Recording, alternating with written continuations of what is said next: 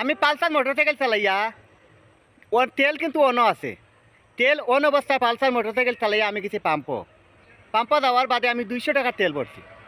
তেল ভরিয়া পাম্প থাকি আমি অনলি 1 কিলোমিটার আইছি, আওয়া বাদে আমার চাবি রিজার্ভ হয়ে গেছে। এখন এই বিষয়ে আপনার কোনো মন্তব্য আছে কি? এই বিষয়ে আমার মন্তব্য হলো পাম্পালে আপনাকে তেল কম দিছে।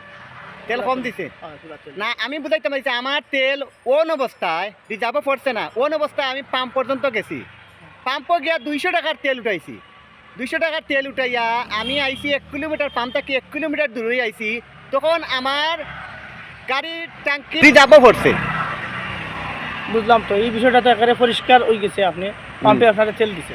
তেল দিচ্ছে না আমার কাছে মনে করকটা, যদি 1 ফুটা তেল দিত যে পাম্প থেকে আমি 1 কিলোমিটার আওয়া পর্যন্ত 1 লিটার তেলে আমার আইতাম পারলাম না, কিন্তু 1 কিলোমিটার আওয়া বাদেও আমার এই তেল পড়ছে রিজার্ভ। এর মানে হইলো পাম্পালা তেল দিছে না, আমার কার্বোরেটর তেল দিয়ে আমি পাম্প থেকে 1 কিলোমিটার আইছি। কত কথা এটা আমার কাছে খুব খুশি করতে লাগে। আপনি যদি হাজারোর আপনার রিজার্ভ আগ পর্যন্ত থাকে 200 টাকা তেল বলিয়া বলবেন তার পাম্প থেকে, তো অবশ্যই রিজার্ভ করার কথা নাই।